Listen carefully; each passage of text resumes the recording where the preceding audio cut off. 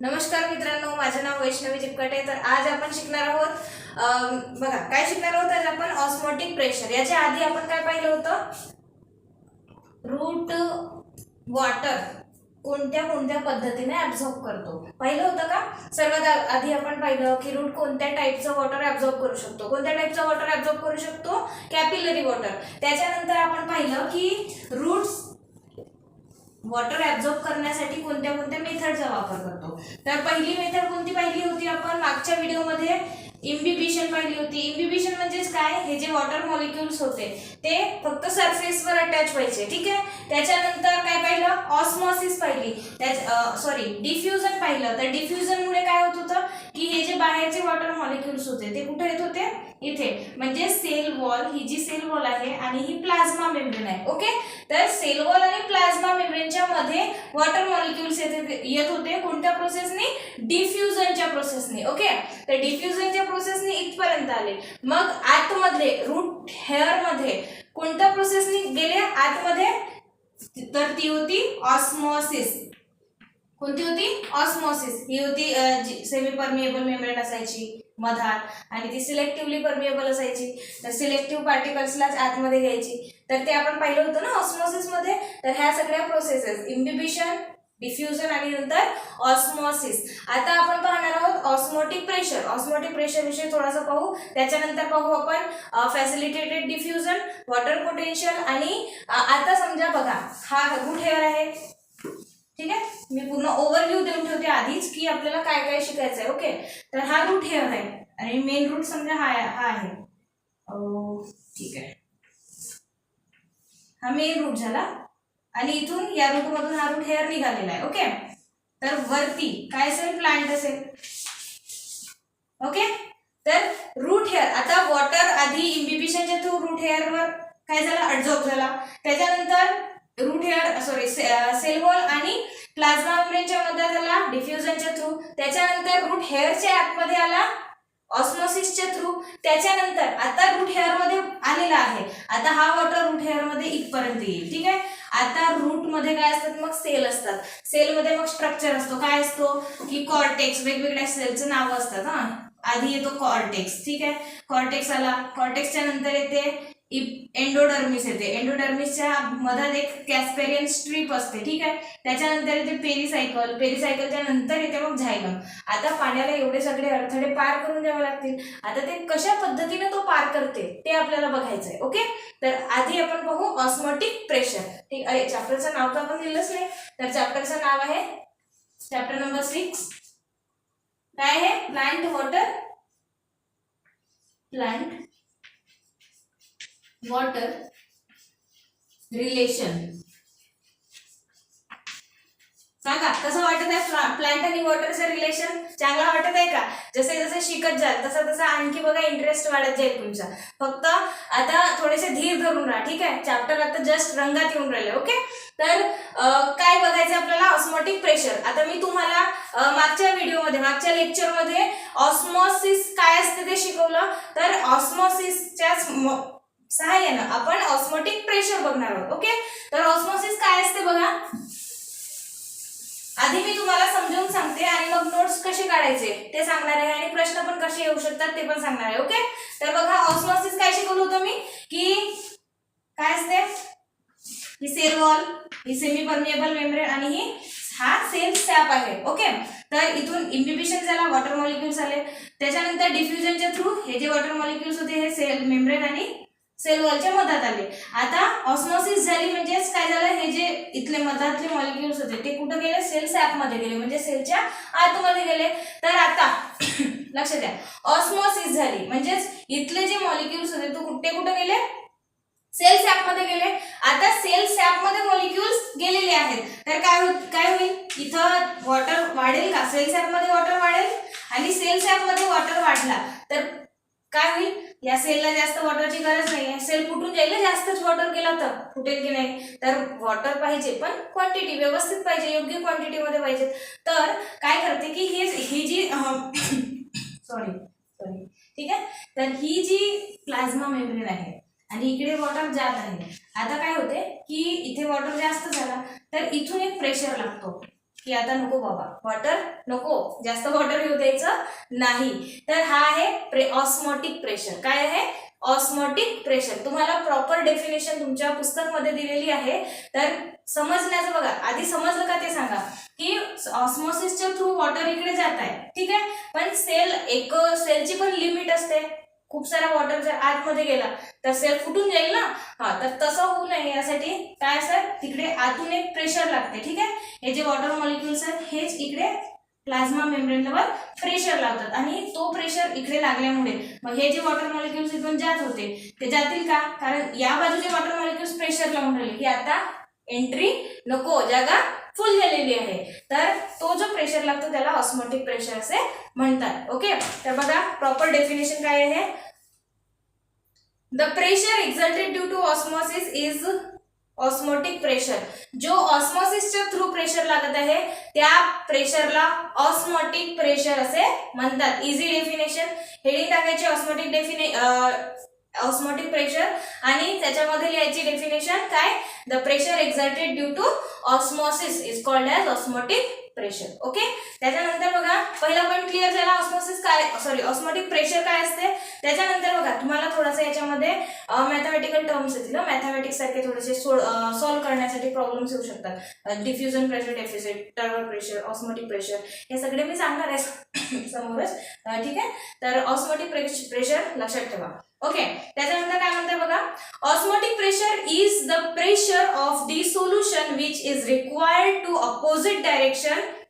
required in opposite direction so as to stop the entry of solvent molecules into the cell. तर बघा आता जे सांगितलं तेच ते इंग्लिश मध्ये सांगितलंय. काय सांगितलंय की ऑस्मोटिक प्रेशर म्हणजे काय, की असा प्रेशर जो सॉल्व्हेंट इथल्या आतमधल्या मॉलिक्युल्स कडून लावला जातो. कशासाठी? ऑस्मोसिसला रोखण्यासाठी, स्टॉप करण्यासाठी, की आता सेल भरलेली आहे, सेलमध्ये पाण्याची गरज नाहीये म्हणून ऑस्मोसिस आता थांबवा, त्याच्यासाठी लागतो तो प्रेशर ऑस्मोटिक प्रेशर. ओके, त्याच्यानंतर काय म्हणतात बघा, more simply osmotic pressure of the solution is equivalent to the pressure which must be exerted upon it to prevent flow of solvent across the semi-permeable membrane. अरे वेगवेगळ्या भाषेत वेगवेगळ्या शब्दात तोच सांगितलंय की या सेमी परमिएबल मेम्ब्रेन मधून ऑस्मोसिस रोखण्यासाठी ह्या इकडून या बाजूने प्रेशर लावला जातो, तर त्यालाच म्हणतात ऑस्मोटिक प्रेशर. झालं, एवढा मोठा पॅसेज दिला पण तेच गोष्ट सांगितली आहे.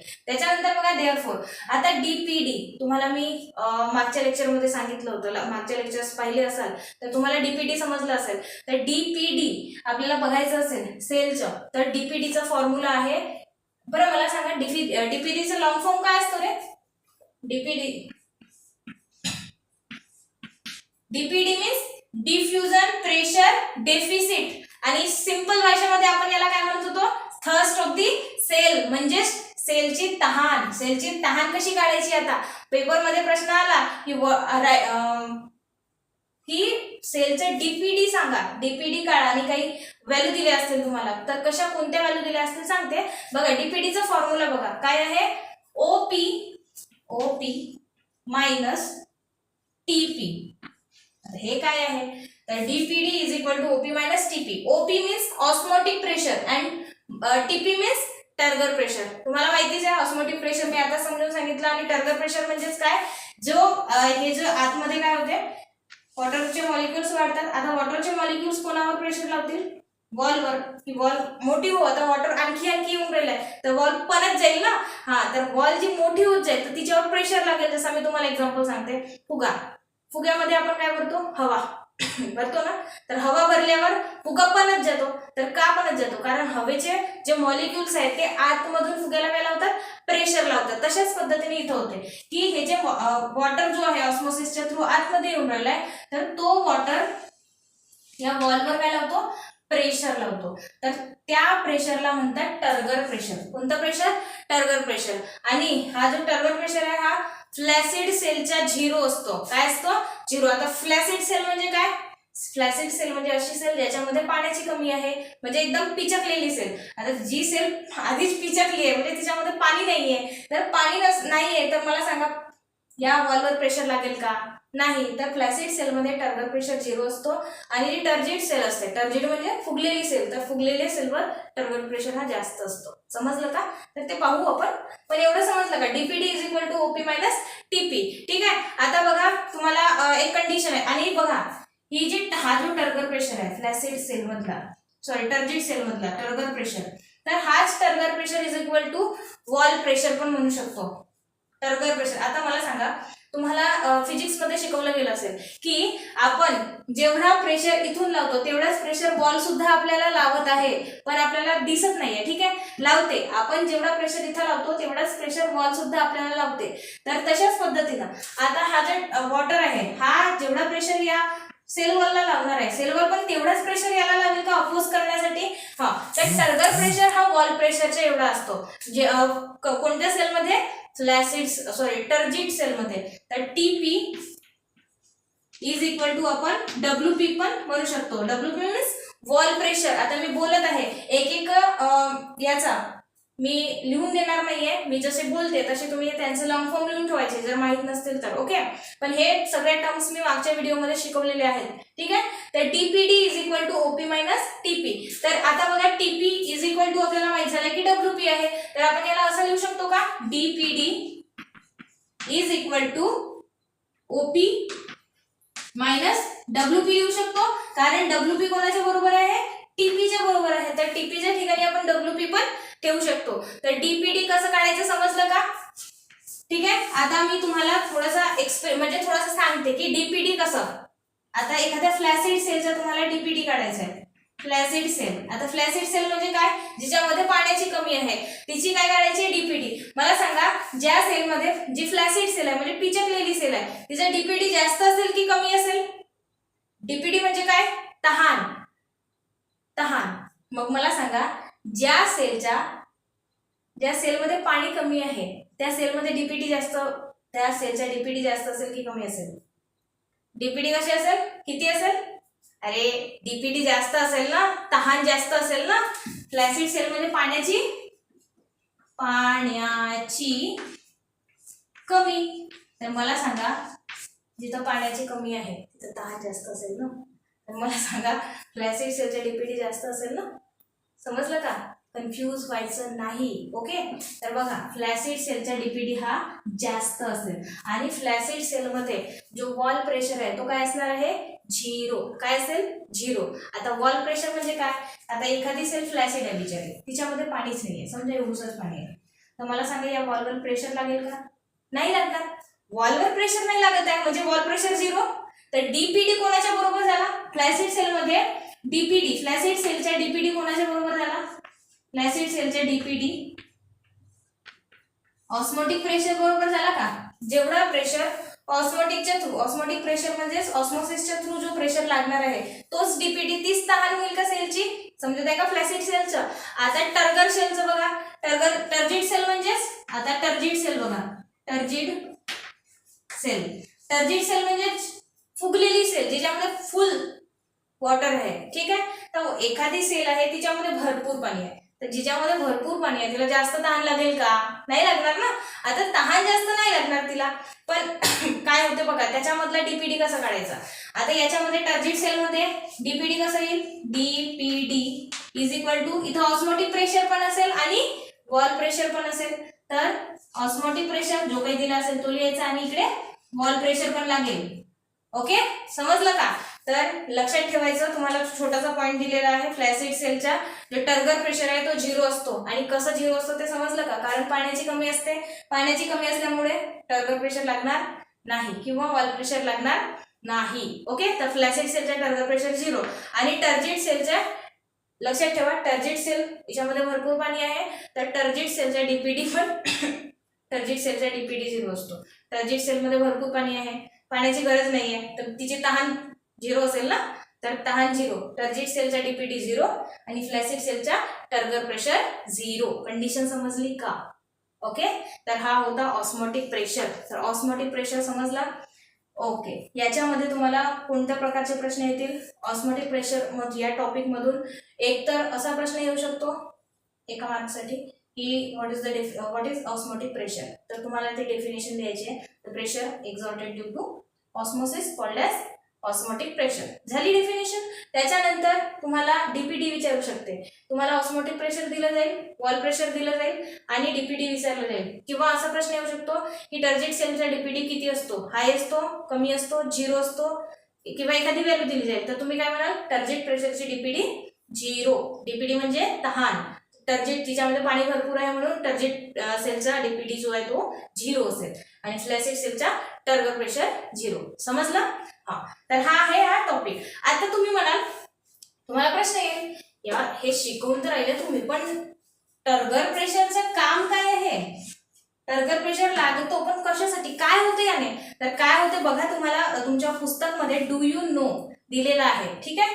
तर डू यू नो मध्ये बघा इम्पॉर्टन्स ऑफ टर्गर प्रेशर, आणि हा टॉपिक पण इम्पॉर्टंट आहे. टर्गर प्रेशरचा इम्पॉर्टन्स तुम्हाला डायरेक्ट क्वेश्चन येऊ शकतो. त्याच्यानंतर इम्पॉर्टन्स ऑफ ऑस्मोसिस, दोनपैकी एक किंवा दोन्ही एक साथ जास्त मार्क्ससाठी येऊ शकतात. तर हे इम्पॉर्टन्स लक्षात ठेवायचे. कोणते? तर बघा इम्पॉर्टन्स ऑफ टर्गर प्रेशर बघू आधी. टर्गर प्रेशर समजलं का तुम्हाला, की वॉल्स हे जे वॉटर मॉलिक्युल्स आहे हे वॉलवर प्रेशर लावतात, तर या प्रेशरला म्हणतात टर्गर प्रेशर. तर टर्गर प्रेशरचा इम्पॉर्टन्स काय आहे सेलमध्ये, काय होते या टर्गर प्रेशरने या सेलमध्ये, सेलला काय फायदा होतो ते आपण पाहू. तर बघा काय म्हणत आहे, it keeps cell and organelles stretched. आता सेल जी आहे, सेलच्या आतमध्ये सेल ऑर्गॅनेल्स पण असतील. कोणते असतात सेल ऑर्गॅनेल्स? आता लहान नाही राहिले तुम्ही, तुम्हाला माहित असायला पाहिजे की सेलच्या आतमध्ये कोणते ऑर्गॅनेल्स असतात. कोणते असतात? न्यूक्लियस असतो, क्लोरोप्लास्ट असतो, मायटोकॉन्ड्रिया असतो, गॉल्जी बॉडी असतात, व्हॅक्यूल्स असतात, रायबोसोम्स असतात, भरपूर असतात ऑर्गॅनेल्स असतात ना, माहित असायला पाहिजे सर्व ऑर्गॅनेल्स. 8व्या वर्गामध्ये सगळे ऑर्गॅनेल्स शिकतात डिटेलमध्ये, काय कोणाचं काय फंक्शन आहे. तर हे पुन्हा एकदा पाहून घ्याल, तुम्हाला यायला पाहिजे, तुम्ही 12व्या वर्गात आहात. ठीक आहे. तर बघा हे सगळे ऑर्गॅनेल्स आहे. आता हा जो टर्गर प्रेशर लागत असेल वॉलवर, तर काय होते, काय हेल्प करतो, कोणती मदत होते याने? बघा की हे जे ऑर्गॅनेल्स आहेत हे स्ट्रेच्ड राहतात, स्ट्रेच्ड. आता एखादी सेल बिचारी, तिच्यामध्ये पाणीच नाहीये, तर तिच्यामधले ऑर्गॅनेल्स पण असे संकुचित होतील ना, छोटे छोटे होतील. मग ते काम करतील का व्यवस्थित? नाही करणार. आता आपल्या बॉडीमध्ये बघा, आपण जर बिमार पडलो तर आपण जेवण करतो का? नाही. मग आपल्याला काय सांगितलं जाते, जेवण नाही करशील तर ठीक कसं होशील? तर ठीक कसं होशील म्हणजेच काय, आपल्या बॉडीमध्ये काय असतात, सेल्स असतात, आणि सेलच्या आतमध्ये काय असतात, ऑर्गॅनेल्स असतात. आता आपण जेवणच करणार नाही म्हणजे या ऑर्गॅनेल्सला जेवण मिळणार नाही, मग हे पण लहान होतील ना. मग हे लहान झाले, त्यांचा शेप चेंज झाला, छोटे झाले, तर हे व्यवस्थित काम करतील का? नाही. मग आपल्या बॉडीमध्ये व्यवस्थित काम सुरू नाहीये, म्हणजेच आपली बॉडी काय होईल, मग पुन्हा आणखी बिमार होईल. समजत आहे का? तर हे सेलचं असंच असते की हे प्रेशर जो आहे, टर्गर प्रेशर, हा काय करतो, या सेल ऑर्गॅनेल्सला स्ट्रेच्ड ठेवण्यामध्ये मदत करतो. समजलं? पहिला इम्पॉर्टन्स. त्याच्यानंतर दुसरा इम्पॉर्टन्स बघा, provide support to the non woody tissue. सेलच्या आतमध्ये सुद्धा टिश्यू असतात, म्हणजे सेल मिळूनच टिश्यू बनतात. तर हे जे टिश्यू बनतात त्यांना सपोर्ट देतो. काय देतो? सपोर्ट. म्हणजे बघा ह्या सेल्स आहेत, ठीक आहे, तर भरपूर सेल्स जेव्हा एकत्र येतात तेव्हा काय बनतो, टिश्यू बनतो. तर हा टिश्यू बनलेला आहे. जर ह्या सेल्स टर्जिड असणार नाहीत, म्हणजे टर्गर प्रेशर यांच्यावर लागणार नाही, फुल टू फुगलेले असणार नाहीत, तेव्हापर्यंत मला सांगा हा टिश्यू स्ट्रॉंग असेल का? नसणार ना. आता समजा ह्या सेल आहेत आणि ह्या एकदम अशा पिचकले आहेत. ठीक आहे, मला सांगा कोणता टिश्यू स्ट्रॉंग असेल? हा असेल का हा असेल? फर्स्ट वाला. तर हा टिश्यू स्ट्रॉंग असेल का? कारण टर्गर प्रेशर जास्त आहे याच्यामध्ये. समजत आहे? म्हणजेच टिश्यूला काय सपोर्ट प्रोव्हाइड करण्याचं काम करते टर्गर प्रेशर. समजलं? त्याच्यानंतर बघा, essential for cell enlargement during growth. आता सेलची जेव्हा ग्रोथ होते तेव्हा आता सेलची ग्रोथ होते तेव्हा सेलला एनलार्जमेंटच्या वेळेस कोण हेल्प करतो? Turgor pressure. ठीक आहे, ओके. त्याच्यानंतर बघा, maintenance of shape of the cell and facilitates the opening and closing of stomata. सेलचे शेप जे आहे ते मेंटेन करण्यामध्ये सुद्धा टर्गर प्रेशर हेल्प करतो, आणि ओपनिंग ऑफ स्टोमॅटा मध्ये, आता स्टोमॅटा काय असतो बघा, स्टोमॅटा एक असा ऑर्गॅनेल आहे प्लांटच्या, म्हणजे लीफ मध्ये असतात हे स्टोमॅटा, आणि हे काय करतात, गॅसेस एक्सचेंज अशा पद्धतीचे स्टोमॅटा असतात. ठीक आहे, यांचं स्ट्रक्चर पण आपल्याला पाहायचं आहे. समोर जसं जसं आपल्या चॅप्टर जाईल तर आपल्या चॅप्टरचा लास्ट टॉपिक हा स्टोमॅटावाला आहे. तर हे जे स्टोमॅटा असतात यांच्यामधून ही जी ओपनिंग दिसत आहे तुम्हाला, या ओपनिंग मधून गॅसेस एक्सचेंज होतात. तर गॅसेस एक्सचेंज होण्यासाठी हे जे स्टोमॅटा सारखी स्ट्रक्चर म्हणजे स्टोमॅटा नावाचं स्ट्रक्चर आहे, याच्यामध्ये हा जो ओपनिंग क्लोज हे करण्यासाठी सुद्धा टर्गर प्रेशरची गरज पडते. आता मला सांगा, स्टोमॅटामधून गॅसेस एक्सचेंज होतात, कधी कधी वॉटर पण एक्सचेंज होतो. मला सांगा, उन्हाळ्याच्या दिवसात, भरपूर उन्हाळ्याच्या दिवसात, आणि याच्यामध्ये टर्गर प्रेशर भरपूर आहे समजा. ठीक आहे, टर्गर प्रेशर आहे नाहीये म्हणजे समजा काहीतरी गडबड झाली, तर हे जे पोर्स आहेत हे ओपनच राहिले, तर उन्हाळ्यामध्ये काय होईल, झाडामधलं सगळं पाणी बाहेर जाईल का? जाईल ना. म्हणजे झाडासाठी तो फायद्याचा आहे की नुकसानचा आहे? नुकसान आहे. म्हणूनच बघा, हे स्टोमॅटा ओपनिंग कधी करायची, क्लोजिंग कधी, ओपन कधी, क्लोज कधी होणार, हे सुद्धा डिसाईड कोण करतो? Turgor pressure. याच्यामुळे हे मेंटेन राहते. ओके, स्टोमॅटाविषयी आणखी डिटेलमध्ये आपल्याला पाहायचं आहे, पण मी हे स्टोमॅटा काय असतात हे समजावून सांगितलं आहे, कारण टर्गर प्रेशर मला सांगायचं होतं. समजलं का? टर्गर प्रेशरचे काम कोणते होते? पहिला काम कोणतं आहे? फर्स्ट वर्क काय आहे? सेल ऑर्गॅनिल्सला स्ट्रेस ठेवतो. दुसरा वर्क आहे टिश्यूला सपोर्ट देतो. तिसरा वर्क आहे इसेन्शियल फॉर ग्रोथच्या वेळेस सेल एनलार्जमेंट मध्ये हेल्प करतो. चौथा वर्क आहे की maintain the shape of cell, सेलचा शेप मेंटेन करतो. आणि पाचवा फंक्शन आहे की काय करतो? स्टोमॅटाचा ओपनिंग आणि क्लोजिंगला सपोर्ट करतो, हेल्प करतो, फॅसिलिटेट करतो. ओके, तर हे होते importance of turgor pressure. Okay, समजलं का? लेट मी चेक कॅमेरा बरोबर आहे का? Okay, right. तर आता आपल्याला बघायचं आहे इम्पॉर्टन्स ऑफ ऑस्मॉसिस. टर्गर प्रेशरचे इम्पॉर्टन्स समजला. आता ऑस्मॉसिसचे इम्पॉर्टन्स बघा काय आहे, आणि हे इम्पॉर्टन्स लक्षात ठेवायचे, डायरेक्ट क्वेश्चन येईल. आलाच तर चान्स घ्यायचा नाही. सगळे जे सांगत आहे ते सर्व क्वेश्चन्स तयार करून द्यायचे. ओके, त्याच्यानंतर इम्पॉर्टन्स ऑफ ऑस्मॉसिस. ऑस्मॉसिस काय असते मी आता आजच्या लेक्चर मध्ये सांगितलं, आणि मागच्या लेक्चर मध्ये पूर्ण डिटेल मध्ये सांगितलंय. ऑस्मॉसिसचे प्रकार वगैरे सर्व काही सांगितलंय. तर ऑस्मॉसिस काय असतो बघा. तर इम्पॉर्टन्स बघा ऑस्मॉसिसचे. It is responsible for absorption of water from roots. आता ऑस्मॉसिस ही एक इम्पॉर्टंट रोल प्ले करते की रूट्स मधून ऍब्झॉर्प्शनचं काम होते. कारण रूट्स मधून डायरेक्ट हा जो आहे तो कुठं होत आहे? एंट्री वॉटरची रूट हेअर मध्ये, रूट हेअरच्या व्हॅक्यूल मध्ये, मग इकडून इकडे जाईल. इम्बिबिशन इथपर्यंत येत होता, डिफ्युजन इथपर्यंत, आणि ऑस्मॉसिस आतमध्ये. समजत आहे ना? तर ऑस्मॉसिसचा रोल काय आहे की हा वॉटर ऍब्झॉर्प्शन मध्ये हेल्प करतो. त्याच्यानंतर बघा maintenance of turgidity of cell. आता मला सांगा की ऑस्मॉसिसच्या थ्रू इकडे वॉटर आला, वॉटर आतमध्ये घुसला, सेल टर्जिड होईल की फ्लॅसिड होईल?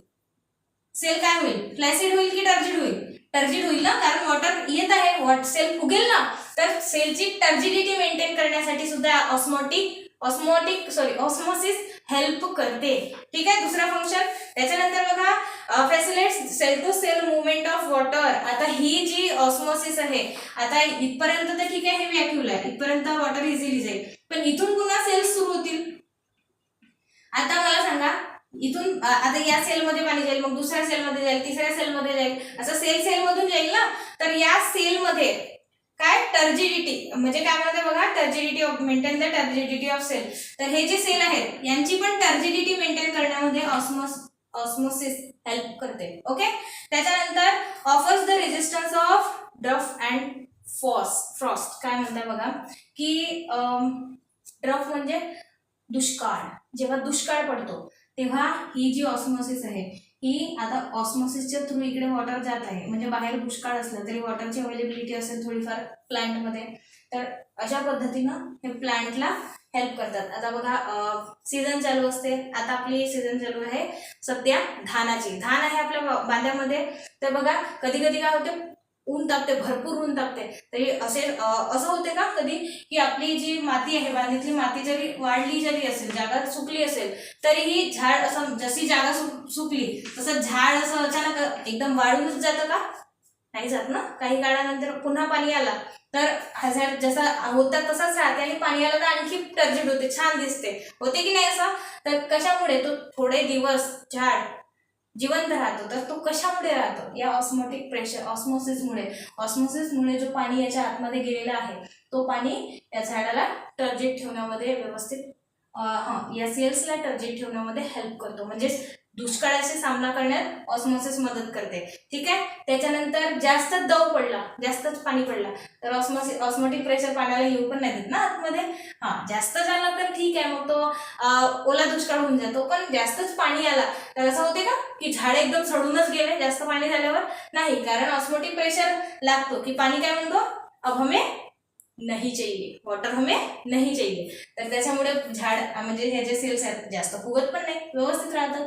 तर ऑस्मोसिस ही ड्रॉप आणि फ्रॉस्टवाल्या कंडिशनमध्ये त्या म्हणजे रेझिस्टन्सवाल्या कंडिशनमध्ये ही स्वतःला काय करते, स्ट्रॉंग ठेवते. ठीक आहे, म्हणजे वाचवते ऑस्मोसिस. ओके, ड्रॉप आणि त्या फ्रॉस्टवाल्या कंडिशनमध्ये. Okay, it helps in the dropping of leaflets and leaves in vicinity of touch me not plant. Touch me not plant पाहिले का? लाजरीचं झाड म्हणतात त्याला. काय होते की तो झाड एक झाड असते, त्याच्या पानांना आपण टच केलं तर ते झाड एकदम असे पानं बंद करून टाकतात. तर पानं बंद करतात म्हणजे आता पानं त्यांची बंद झाली. आता आधी हा झाड असा होता, म्हणजे पानं असे होते, एक झाड असतो, पाहून बघा, म्हणजे touch me not plant search करा, येईल तुम्हाला हा झाड दिसेल. आणि आपल्या अवतीभोवती पण असतो.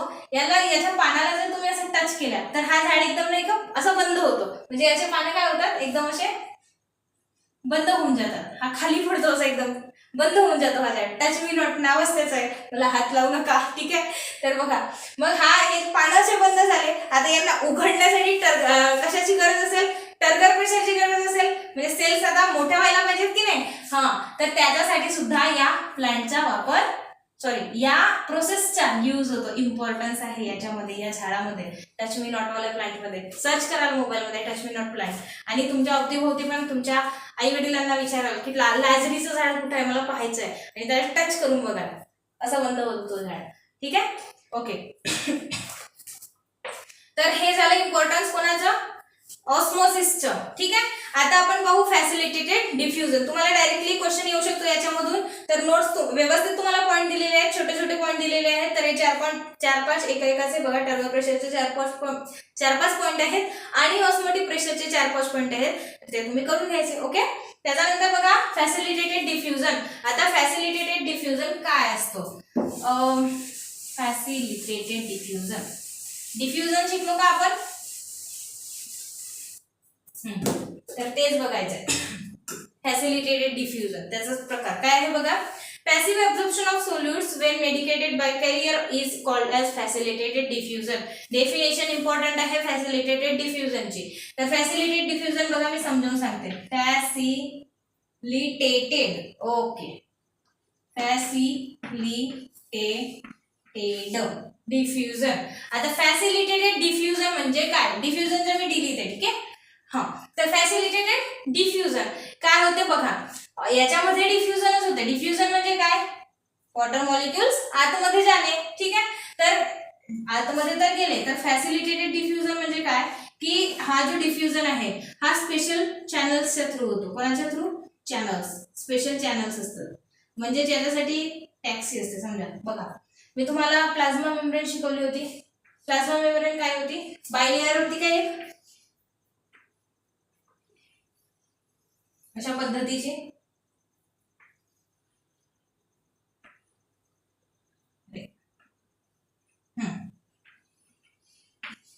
ही पहिली लेअर वरची आणि ही खालची दुसरी लेअर.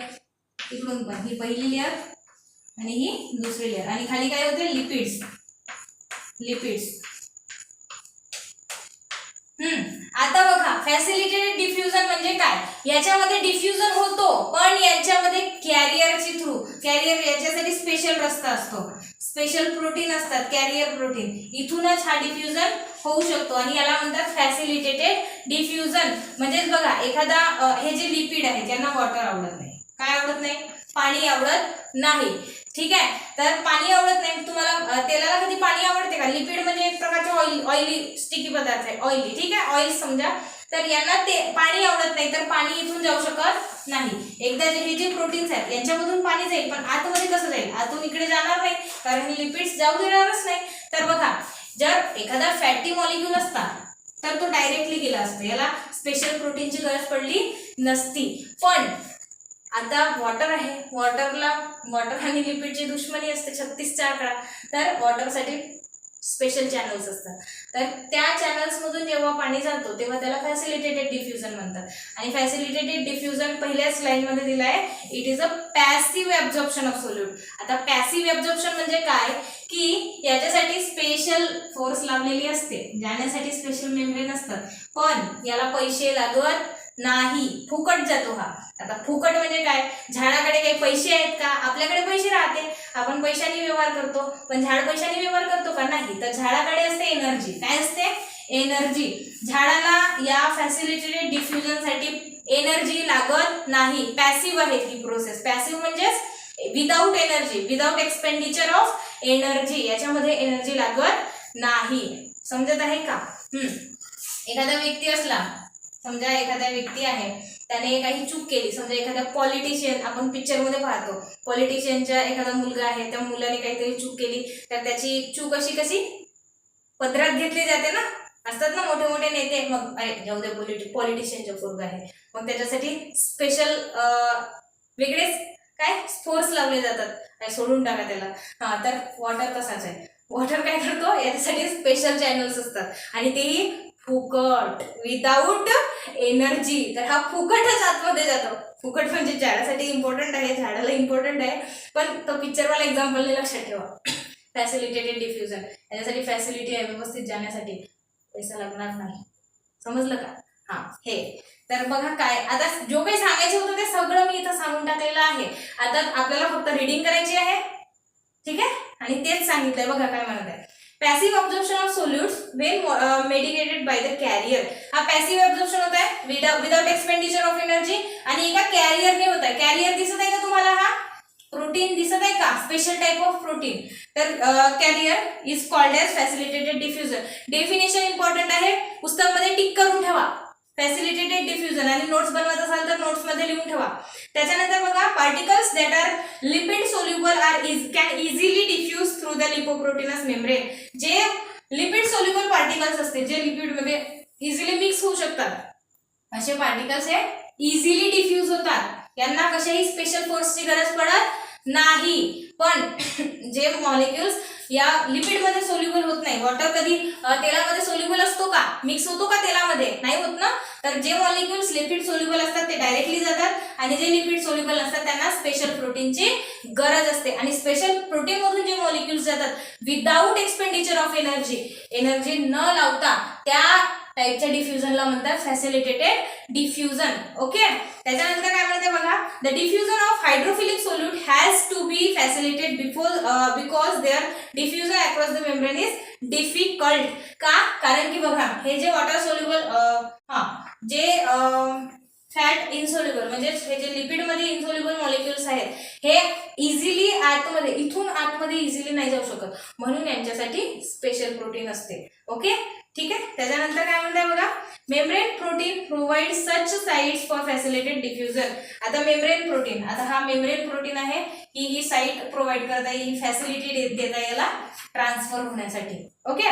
त्याच्यानंतर काय म्हणताय बघा, this proteins are aquaporins and ion channels. हे जे प्रोटीन्स असतात हे ॲक्वापोरिन्स असतात. ॲक्वा म्हणजे वॉटर, ठीक आहे. तर पाण्यासाठी जाणारे हे पोर्स असतात, म्हणून याला ॲक्वापोरिन्स म्हणतात.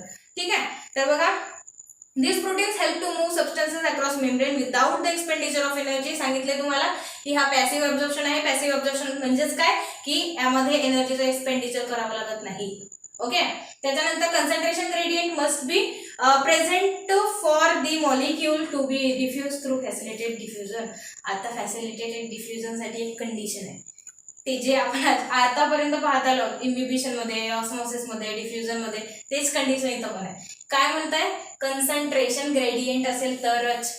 डिफ्युजन होईल. म्हणजेच काय, दोघांच्या म्हणजे सेलच्या आतमध्ये आणि सेलच्या बाहेरच्या कंडिशनमध्ये म्हणजेच वॉटरमध्ये डिफरन्स असेल तरच डिफ्युजन होईल. आणि डिफरन्स कसा पाहिजे, बाहेर वॉटर मॉलिक्युल्स जास्त पाहिजेत आणि आतमध्ये कमी, म्हणजे जास्तकडून कमीकडे वॉटर ट्रान्सफर होईल, होतो ना. जसं आता वॉटरच्या एक दुसऱ्या पद्धतीने मी तुम्हाला समजावायचं झालं सांगते.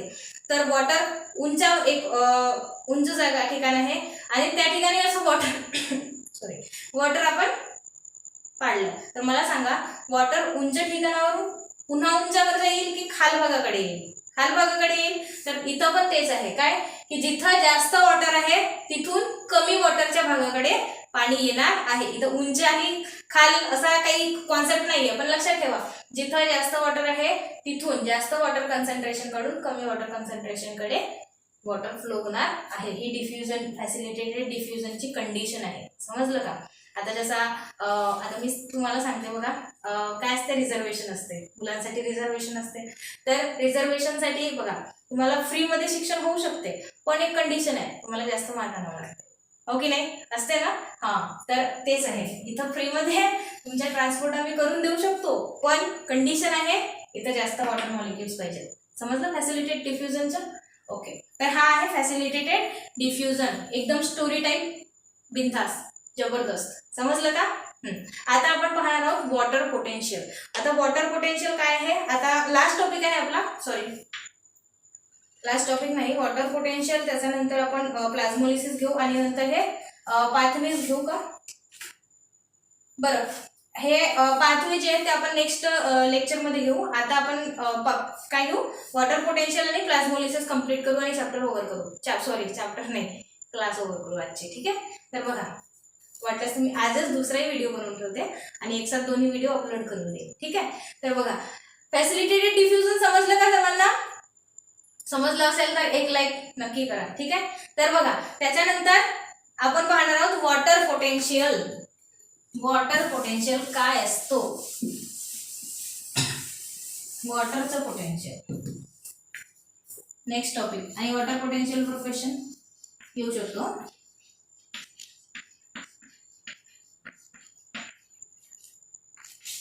वॉटर पोटेन्शियल आणि याला दाखवतात कोणत्या साईननी?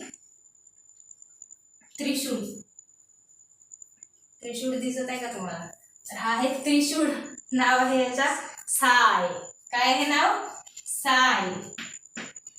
ठीक आहे. तर वॉटर पोटेन्शियलला डिनोट करण्यासाठी यूज केला जातो साय, त्रिशूळ. ठीक आहे. तर सायचा वापर केला जातो. काय आहे वॉटर पोटेन्शियल बघा. चलो, according to the principle of thermodynamic. आता म्हणत आहे थर्मोडायनामिकच्या प्रिन्सिपल नुसार. थर्मोडायनामिक्स शिकले का फिजिक्स मध्ये? तर थर्मोडायनामिक्स फिजिक्स मध्ये असतो, केमिस्ट्री मध्ये असतो, दोन्ही मध्ये असतो. तर तुम्ही त्या थर्मोडायनामिक्सच्या प्रिन्सिपल नुसार हा समजून सांगितलेला आहे वॉटर पोटेन्शियल. काय म्हणते बघा थर्मोडायनामिक्सच्या प्रिन्सिपल? काय म्हणतात बघा, every component of a system having a definite amount of free energy which is used to do work. System मधल्या कोणत्याही पार्टिकल, एक कोणताही कंपोनंट घ्या, त्याच्यामध्ये वर्क करण्यासाठी, कार्य करण्यासाठी फ्री एनर्जी असते. काय असते? Free energy. बघा, मी तुम्हाला फिजिक्स पण शिकवत आहे, थर्मोडायनामिक्स शिकवत आहे ना. तर बघा, थर्मोडायनामिक्स काय म्हणतो, थर्मोडायनामिक्सच्या प्रिन्सिपल काय म्हणतो बघा, सिस्टम मधल्या कोणत्याही कंपोनंट मध्ये त्याचं काम करण्यासाठी फ्री एनर्जी असते. कोणती एनर्जी असते? Free energy. ठीक आहे. तर बघा, फ्री एनर्जी असते. Osmotic movement of water is on the basis of free energy. आता ही जी ऑस्मोटिक मुवमेंट होते, वॉटरची ऑस्मोटिक मुवमेंट पाहिली आपण. तर ही जी ऑस्मोटिक मुवमेंट आहे वॉटरची, ती होते फ्री एनर्जीच्या हेल्पने. कारण ऑस्मोटिक वॉटरला काम काय आहे? ट्रान्सफर होणे, रूट मधून आतमध्ये जाणे आणि आतमधून वरती जाणे. कशासाठी? प्लांटला गरज आहे. ठीक आहे, पाण्याची, अन्न बनवण्यासाठी. ठीक आहे, अन्न बनवण्यासाठी म्हणजे अदर वर्कसाठी पण असते का, फूड ट्रान्सफर करण्यासाठी भरपूर काम आहेत बघा. तर वॉटरचं तो काम आहे. ठीक आहे. तर वॉटरला जाण्यासाठी एनर्जीची गरज असेल तर ती फ्री एनर्जी असते प्रत्येक मॉलिक्यूल मध्ये. सिस्टम मधल्या कुठलाही मॉलिक्यूल घ्या, हा बोर्ड घ्या, हे पुस्तक घ्या, हा चॉक घ्या, प्रत्येकामध्ये फ्री एनर्जी आहे. तर ती फ्री एनर्जी या वॉटर मॉलिक्यूल मध्ये पण असते. फ्री एनर्जी, किती वेळा फ्री एनर्जी म्हणतोय, हा, तर बघा ती जी फ्री एनर्जी आहे ती ऑस्मोटिक मुवमेंट करण्यामध्ये हेल्प करते. कोणाला? वॉटरला. समजलं का? त्याच्यानंतर बघा free energy per molecule in the chemical system is called as chemical potential. आता बघा प्रत्येक मॉलिक्यूल मधली जी फ्री एनर्जी असते त्या फ्री एनर्जीला केमिकल पोटेन्शियल म्हणतात. काय म्हणतात? Chemical potential. आणि बायोलॉजीच्या भाषेमध्ये पोटेन्शियल आणि बायोलॉजीच्या भाषेमध्ये याच केमिकल पोटेन्शियलला वॉटर पोटेन्शियल असे म्हणतात. वॉटर पोटेन्शियल असे म्हणतात. समजलं का? आता मी जेव्हा नीटची तयारी करायची तेव्हा मी ज्यांच्याकडून शिकायचे, मी क्लासेस लावले होते कुठेतरी, ठीक आहे, तर तिथून शिकायची, तर ते टीचर म्हणायचे की वॉटर पोटेन्शियल मुलांना समजत नाही. पण मला असा विचार येते की मुलांना का समजत नाही? एवढा इझी आहे. काय आहे? प्रत्येक मॉलिक्यूल, इच मॉलिक्युल्स मधली, इच म्हणजे एका, प्रत्येक मॉलिक्यूल मधली, तर प्रत्येक मॉलिक्यूल मधली जी फ्री एनर्जी असते तिलाच वॉटर पोटेन्शियल म्हणतात. काय याच्यामध्ये डिफरंट? माहित नाही काय आहे. चलो, समजलं ना तुम्हाला? मी ज्यांना शिकवते त्यांना तर मी व्यवस्थित समजून सांगेन ना. वॉटर पोटेन्शियल काही इझी म्हणजे एवढा हार्ड नाहीये, इझीच टॉपिक आहे. ठीक आहे. हा, लक्षात ठेवायची डेफिनेशन काय? Free energy per molecule in the chemical system is called chemical potential. आणि तोच केमिकल पोटेन्शियल जर वॉटरचा असेल तर त्यालाच म्हणायचं वॉटर पोटेन्शियल. म्हणजे केमिकल पोटेन्शियल ऑफ वॉटर म्हणजे वॉटर म्हटलं तर वॉटरचे भरपूर मॉलिक्युल्स असतात. एक H2O, दुसरा H2O, तिसरा H2O, चौथा H2O. तर प्रत्येक H2O ची जी स्पेसिफिक इच मॉलिक्युलची जी एनर्जी असते, फ्री एनर्जी, त्या एनर्जीलाच काय म्हणतात मग? Water potential. वॉटरचं पोटेन्शियल. समजलं? त्याच्यानंतर बघा it is represented by Greek letter psi. Psi या हा जो वॉटर पोटेन्शियल आहे हा कोणत्या लेटरने डिनोट करतात? साय. आणि हा कोणत्या भाषेतला लेटर आहे? ग्रीक भाषेतला ग्रीक लेटर आहे साय. ठीक आहे. आता तुम्ही पाहतच असाल की आपल्या फिजिक्समध्ये येतात तसे जास्त शब्द अल्फा, बीटा, गामा हे सगळे आहेत ना. आपली बघा इंग्लिश मधली ABCD असते ना, ABCD, तशीच ग्रीक भाषेतली असते ती अल्फा, बीटा, गामा. A म्हणजे अल्फा, B म्हणजे बीटा, C म्हणजे गॅमा, D म्हणजे डेल्टा. ह्या सगळे असतात यांचे हे ABCD. त्यांची ABCD आपण वापरतो. कारण माहित नाही का असं का वापरतात रे? सर्च करून यायचं की पुस्तकामध्ये हे सगळे सायन्स जे आहेत हे ग्रीक लेटर्स का असतात. अल्फा वापरलं जाते, बीटा, ॲटम्स वाला चॅप्टर शिकाल ना तुम्ही फिजिक्समध्ये, तर तिथं तुम्हाला अल्फा पार्टिकल्स येतील, बीटा पार्टिकल्स येतील, गॅमा पार्टिकल्स येतील. तर हे सगळे हे ग्रीक वर्ड्स का वापरले जातात? तुम्ही तुमच्या शाळेत तुमच्या टीचरला विचारा, सर आम्हाला एक प्रश्न आला मला की हे असे ग्रीक लेटर्स का वापरले जातात. आणि टीचरला नाही विचारला तर गुगलला विचारा आणि त्याचं उत्तर जे आहे, आन्सर जे आहे ते कमेंटमध्ये मला कळवा. ठीक आहे, का वापरले जातात. ओके, तर बघा it is represented by the Greek letter psi. Water potential of protoplast is equal but opposite in the sign to DPD. It has negative value. आता ही जी हा जो वॉटर पोटेन्शियल आहे हा वॉटर पोटेन्शियल DPD एवढा असतो. जेवढा DPD तेवढाच वॉटर पोटेन्शियल. आता DPD आणि वॉटर पोटेन्शियल सारखा असतो पण थोडासा फरक असतो, तो साइनचा, चिन्हाचा फरक. वॉटर पोटेन्शियल हा निगेटिव्ह असतो. वॉटर पोटेन्शियल हा निगेटिव्ह असतो. समजलं का? एवढा फरक आहे बस. त्याच्यानंतर काय म्हणतात? The unit of measurement is bar, pascal and atmosphere. ज्याच्यामध्ये आपण प्रेशर मोजतो त्याच्यामध्येच वॉटर पोटेन्शियल सुद्धा मोजलं जाते. बार, ॲटमॉस्फिअर आणि पास्कल वाली unit. Okay. Water potential of pure water is always 0. एक प्युअर वॉटर घेतला तर प्युअर वॉटरचा वॉटर पोटेन्शियल हा 0 असतो, नेहमी 0. आता वॉटर पोटेन्शियल प्युअर वॉटरचा 0 का असेल? मग प्युअर वॉटर आहे त्याच्यामध्ये तर भरपूर मॉलिक्युल्स आहेत, भरपूर मॉलिक्युल्सची फ्री एनर्जी आहे, भरपूर फ्री एनर्जी आहे. मग वॉटर पोटेन्शियल 0 का? अरे वॉटर पोटेन्शियल 0 म्हणजे मॅक्सिमम वॉटर पोटेन्शियल आहे. समजलं का? कारण वॉटर पोटेन्शियल काय असतो? निगेटिव्ह असतो. आता एखादी संख्या मला सांगा, -5 घेतली आपण, तर -5 मोठा की 0 मोठा? 0 मोठा. म्हणजेच वॉटर पोटेन्शियल प्युअर वॉटरचा काय आहे? जास्त आहे. 0 आहे म्हणजे काय झालं? कमी नाही झाला बरं तो. वॉटर पोटेन्शियल निगेटिव्ह असतो पण प्युअर वॉटरचा 0 दिसत आहे आपल्याला, म्हणजे मोठा दिसत आहे ॲज कम्पेअर टू या निगेटिव्ह व्हॅल्यू पेक्षा. समजत आहे का? याच्यापेक्षाही निगेटिव्ह जाऊ शकतो. आता इथं एक प्युअर वॉटर घेतला आपण, हा प्युअर वॉटर आहे समजा, ठीक आहे. तर प्युअर वॉटरचा वॉटर पोटेन्शियल 0 आणि एखादं डर्टी वॉटर घेतलं तर आपण त्याचा वॉटर पोटेन्शियल 0 पेक्षा कमी होईल, म्हणजेच निगेटिव्ह मध्ये व्हॅल्यू येईल. समजलं का? Any problem? No problem. ठीक आहे. तर बघा, water always flow from less negative potential to the more negative water potential, that is from high water potential area to the low water potential area. म्हणजेच काय म्हणतात, तेच आपण कन्सन्ट्रेशन पाहिलं ना, तेच जास्त वॉटर कडून कमी वॉटर कडे नेहमी वॉटर फ्लो होतो. आपण आता हा थोडीशी भाषा चेंज केली आहे. भाषा कोणती चेंज केली आहे की जास्त वॉटर पोटेन्शियल कडून कमी वॉटर पोटेन्शियल कडे वॉटर हा फ्लो होतो. म्हणजे जास्त वॉटर पोटेन्शियल म्हणजे काय, ज्याच्यामध्ये जास्त वॉटरचे मॉलिक्यूल आहेत. आता जास्त वॉटरचे मॉलिक्यूल मला सांगा, या प्युअर वॉटर मध्ये असतील की डर्टी वॉटर मध्ये असतील? प्युअर वॉटर मध्ये असतील. डर्टी वॉटर मध्ये काही इम्प्युरिटी पण असेल. तर प्युअर वॉटर मध्ये जास्त मॉलिक्यूल्स आहेत म्हणून याचा वॉटर पोटेन्शियल जास्त आहे. आणि डर्टी वॉटर आहे, तर डर्टी वॉटर मध्ये वॉटरचे मॉलिक्यूल्स कमी आहेत, तर वॉटर पोटेन्शियल कमी आहे. आता वॉटर कुठून कुठे ट्रान्सफर होईल? जास्त वॉटर पोटेन्शियल कडून कमी वॉटर पोटेन्शियल कडे, म्हणजेच जास्त म्हणजे कमी निगेटिव्ह व्हॅल्यू कडून जास्त निगेटिव्ह व्हॅल्यू कडे. समजून राहिलं का? की कन्फ्युज होऊन राहिलं? सगळ्यात दही तर नाही होऊन राहिलं ना? कळत आहे ना? ओके. त्याच्यानंतर बघा, difference between water potential of the adjacent cell decides the movement of water through plasmodesmata across the cell. आता वॉटर पोटेन्शियल मधला जो डिफरन्स आहे हाच डिसाइड करतो की म्हणजे cell to cell water transport होणार की नाही, आणि तेही प्लाझ्मोडेस्माटा मधून. प्लाझ्मोडेस्माटा म्हणजे काय? तर बघा, दोन सेल्स अटॅच असतील, ही पहिली सेल आणि ही दुसरी सेल. आता वॉटर आपण जेव्हा शिकू तेव्हा पाहूच कॉर्टेक्स मध्ये कशा सेल्स असतात, चिपकलेले असतात. आणि हे जे चिपकले असतात तिथं एक कनेक्शन असतो दोन सेल मधला, त्यालाच प्लाझ्मोडेस्माटा म्हणतात. काय म्हणतात? प्लाझ्मोडेस्माटा. दोन सेल मधला कनेक्शन म्हणजेच प्लाझ्मोडेस्माटा. तर या प्लाझ्मोडेस्माटा मधून वॉटर फ्लो होणार की नाही हे कोण डिसाइड करणार आहे?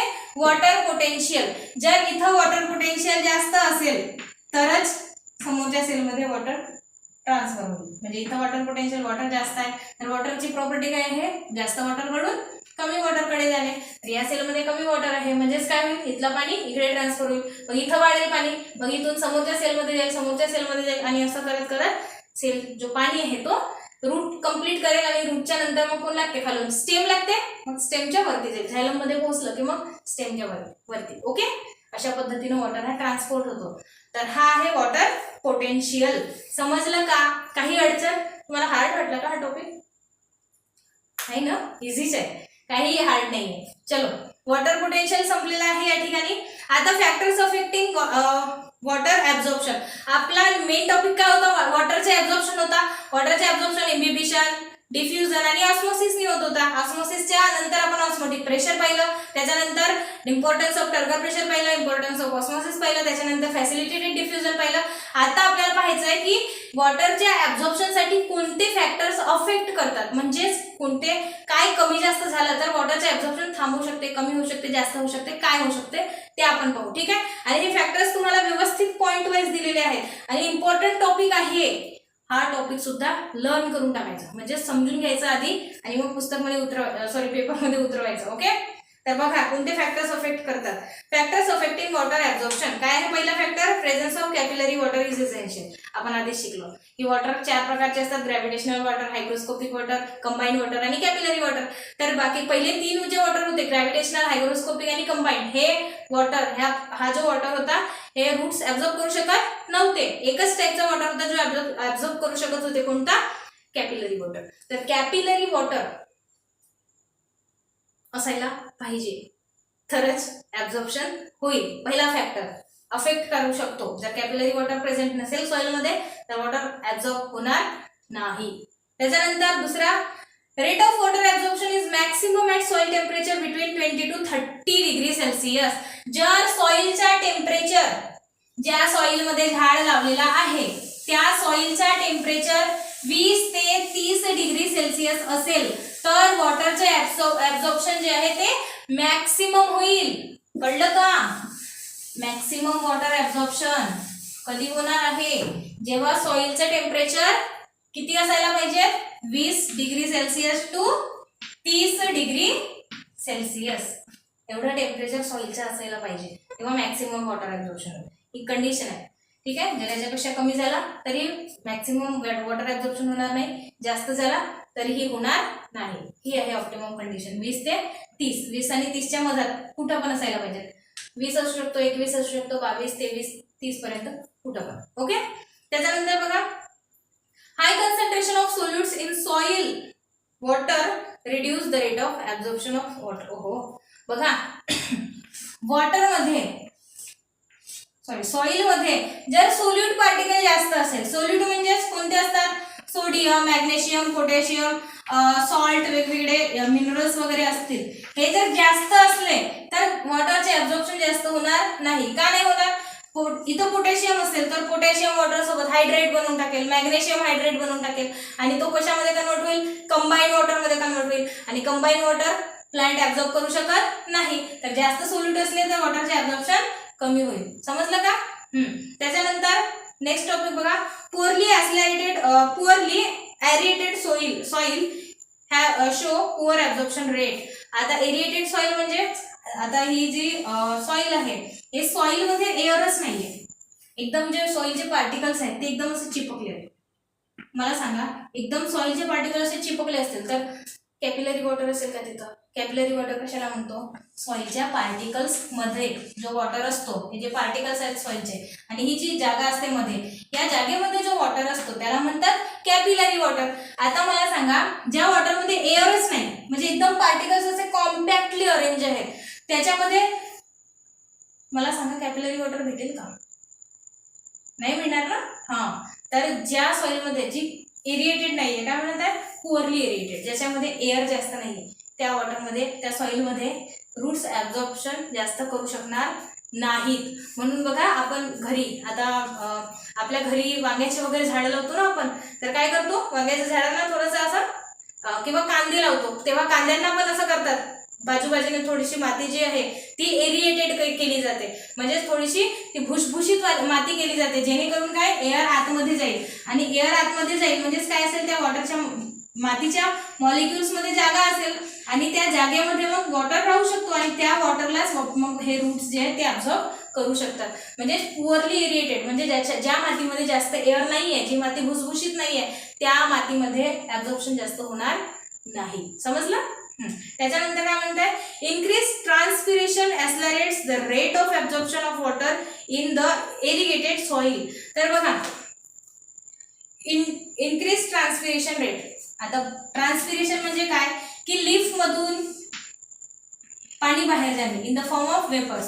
वेपर्सच्या फॉर्म मध्ये लीफ मधून पाणी आउट होतो, तर जसं जसं लीफ मधून पाणी आउट होईल तसं तसं झाडाला पाण्याची जास्त गरज येईल, तर ट्रान्सपिरेशन जास्त झालं तर वॉटर ऍब्झॉर्प्शन पण इकडून जास्त होते. समजलं का हे? ओके, तर हे आहेत फॅक्टर्स अफेक्टिंग. सर्व फॅक्टर्स समजले का? ओके. आता आपल्याला बघायचंय प्लाझ्मोलिसिस आणि हा आपल्या आजच्या लेक्चरचा लास्ट टॉपिक असणार आहे, प्लाझ्मोलिसिस. तर बघा, प्लाझ्मोलिसिस काय आहे हे शिकलेले आहात तुम्ही, फक्त आता दुसऱ्या लँग्वेज मध्ये शिकायचं आपल्याला, बस झालं ते. प्लाझ्मोलिसिस,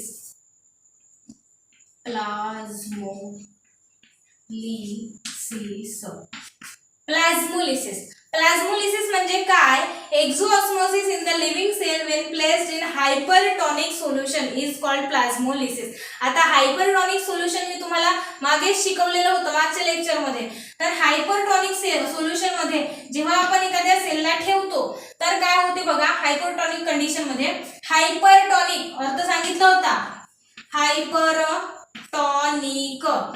हायपरटॉनिक, टॉनिकचा अर्थ आहे सेलच्या आतमधली कंडिशन, सेलच्या आतमध्ये वॉटरची कंडिशन, वॉटर किती आहे सेलच्या आतमध्ये, तर हायपर म्हणजे सेलच्या आतमध्ये वॉटर हा हायपर आहे, हायपर म्हणजे जास्त आहे. तर मला सांगा, सेलच्या आतमध्ये वॉटर जास्त आहे म्हणजेच बाहेर कमी आहे, तर मला सांगा वॉटर कुठून कुठे जाईल, सेल मधून बाहेर जाईल का, म्हणजे जास्त कडून कमी कडे जाईल. तर हायपरटॉनिक कंडिशन मध्ये काय होते की सेल मधून पाणी एक्झिट करते, सेल मधून पाणी बाहेर जाते आणि सेल मग सांगा मला, सेल मधून पाणी बाहेर गेला तर सेल काय होईल, फ्लॅसिड होईल, पिचकून जाईल ना, सेलमधला पाणी कमी होईल. तर त्याच प्रोसेसला, वॉटर बाहेर जाण्याच्याच प्रोसेसला प्लाझ्मोलिसिस म्हणतात. काय म्हणतात, प्लाझ्मोलिसिस. समजलं का प्लाझ्मोलिसिस, सेलमधून जेव्हा पाणी बाहेर जातो त्याच प्रोसेसला प्लाझ्मोलिसिस म्हणतात. आणि डेफिनेशन लक्षात ठेवायची, exosmosis in the living cell when placed in hypertonic solution is called plasmolysis. During plasmolysis protoplast of cell shrinks and recedes from the cell wall. आता बघा, इथूनच सांगते मी समजावून. आता मला सांगा, या सेलमधून पाणी बाहेर गेलं, आधी एवढं भरलं पाणी होतं, ठीक आहे, हायपरटॉनिक होती ही सेल. आता सेलमधून पाणी बाहेर गेलं तर मला सांगा, या सेलमधला पाणी कमी होईल का, होईल ना कमी. म्हणजे समजा आता पाणी एवढंच राहिलं, पाणी एवढा राहिला तर मला सांगा सेल श्रिंक होईल का, श्रिंक होईल म्हणजे होईल ना, पाणी कमी होईल. आणि रिसीड्स होईल म्हणजे पाण्याची पातळी या सेल पेक्षा मागे जाईल. समजत आहे ना. आता पुन्हा एक एक्झाम्पल देऊन सांगते. एक तळा आहे, मोठा तळा आहे किंवा डबका घ्या, ठीक आहे, पाण्याचा डबका आहे, त्याच्यामध्ये पाणी भरलेलं आहे. जेव्हापर्यंत पाणी भरलं आहे तेव्हापर्यंत डबका आपल्याला मोठा दिसतो, आणि जसा जसा ऊन तापते तसं तसं या डबक्यातलं पाणी काय होते, कमी कमी होते. डबका म्हणजे समजते ना, पावसाळ्यामध्ये असे जागोजागी पाणी साचलेलं असते, आता त्या पाण्याचं त्याला डबका म्हणतात, पाण्याचा डबका. तर मला सांगा, पाणी साचलेलं आहे, आता ऊन तापले, पाणी काय होईल, पातळी कमी होईल, म्हणजे त्या पाण्याच्या डबक्याचा साईज जो आहे तो छोटा होईल का. मग एक वेळ अशी येईल की याच्यामध्ये पाणी थोडासाच असेल, तर म्हणजे डबक्याचा साईज पण छोटासा झाला. आता तर सेलचं पण तसंच आहे, सेलचं जी पातळी आहे ती कमी कमी होत जाते त्याच्यामध्ये. त्याच्यानंतर काय म्हणते, दस द सेल बिकम फ्लॅसिड. आणि याच्याच पुढे जर पाणी असंच कमी कमी होत राहिलं तर काय होईल, सेल काय होईल, फ्लॅसिड होऊन जाईल. फ्लॅसिड म्हणजे पाण्याची कमी भासेल मग या सेलला. समजत आहे.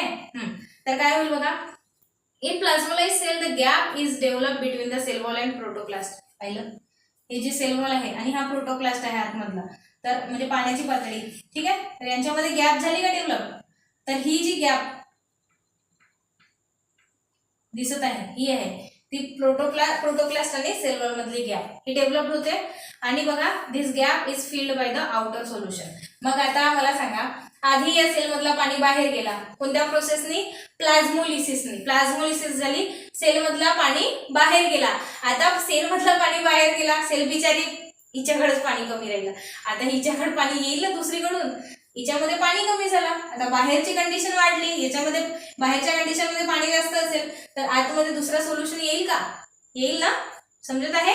त्याच्यानंतर बघा काय म्हणत आहे, in plasmolysed cell turgor pressure is always 0. जी सेल प्लाझ्मोलाइज्ड आहे, प्लाझ्मोलाइज्ड म्हणजे प्लाझ्मोलिसिस म्हणजे सेल मधून पाणी बाहेर जाणे. तर ज्या सेल मधून पाणी बाहेर जात आहे, मला सांगा टर्गर प्रेशर लावू शकेल का ती सेल. प्लाझ्मोलाइज्ड सेल जी आहे ती सेल टर्गर प्रेशर लावू शकेल का.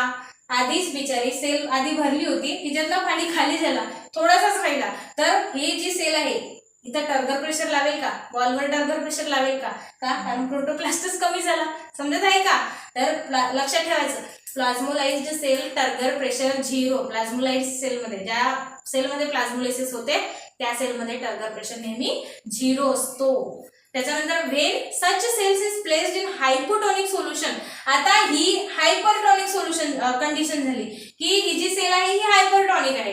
हायपरटॉनिक आहे म्हणजे या सेल मधला पाणी बाहेर गेला, हिला प्लाझ्मोलिसिस म्हटलं. आता हिचे उलटा होते बघा, काय होते की सेल जर हायपोटॉनिक कंडिशन मध्ये असेल, हायपोटॉनिक म्हणजे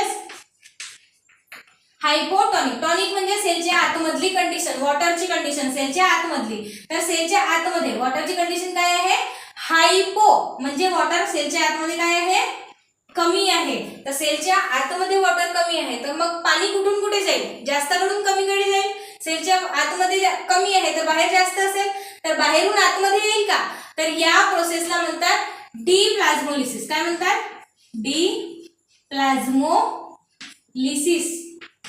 बघा इथं प्लाझ्मोलिसिस, कारण वॉटर सेलच्या बाहेर जात आहे आणि तिकडे सेलच्या आतमध्ये येत आहे, म्हणून या प्रोसेसला काय म्हणायचं, डिप्लाझ्मोलिसिस. मला सांगा मग या सेलमध्ये जी टर्गर प्रेशर 0 असेल का, टर्गर प्रेशर 0 असेल, नसणार, कारण पाणी आतमध्ये येत आहे म्हणजेच पाणी वाढत आहे आतमध्ये, आणि आतमध्ये पाणी वाढत आहे म्हणजेच तो काय लावेल, प्रेशर लावेल वॉलवर. हिच्यामध्ये टर्नर प्रेशर 0 नसणार आहे. प्लाझ्मोलिसिस मध्ये टर्नर प्रेशर 0 असेल. समजलं का? Any problem? ठीक आहे. तर त्याच्यानंतर बघा धिस इथं एक शब्द लक्षात ठेवायचा, सेलमधून पाणी बाहेर जात असेल तर त्याला म्हणायचं एक्झोऑस्मोसिस. प्लाझ्मोलिसिस मध्ये एक्झोऑस्मोसिस होते आणि डिप्लाझ्मोलिसिस मध्ये होते एंडोऑस्मोसिस. एंडो आतमध्ये ऑस्मोसिस होऊन राहिले, वॉटर आतमध्ये जाऊन राहिला, इथं वॉटर बाहेर जाऊन राहिला. एक्झो म्हणजे एक्झिट, बाहेर जाणे, आणि एंडो म्हणजे आत, एंटर. समजत आहे का? तर in the fully turgid cell turgor pressure is equal to osmotic pressure and hence dPd is 0. जी सेल फुल्ली टर्जिड आहे तिच्यामध्ये टर्गर प्रेशर काय असेल, हा ऑस्मोटिक प्रेशर जे एवढा असतो, आणि यांचं डीपीडी ज्या सेलमध्ये पाणी जात आहे त्याला ताण लागेल का? नाही. तर डीपीडी काय असेल? 0. समजत आहे का? तर आपला या ठिकाणी हा प्लाझ्मोलिसिसचा टॉपिक संपलेला आहे. आजचा व्हिडिओ कसा वाटला मला कमेंट मध्ये नक्की कळवा. ठीक आहे. आणि तुमचे काही प्रश्न जर असतील तेही सांगा. आणि ते तुम्हाला सांगितले होते मी ते फिजिक्स मध्ये प्रत्येक ठिकाणी ग्रीक लेटर्स काय येतात ते तुम्ही सर्च करून आणा आणि मला कमेंट मध्ये नक्की कळवा. ठीक आहे. जर आजचा लेक्चर समजला असेल तर प्लीज कमेंट मध्ये सांगा. Okay, bye.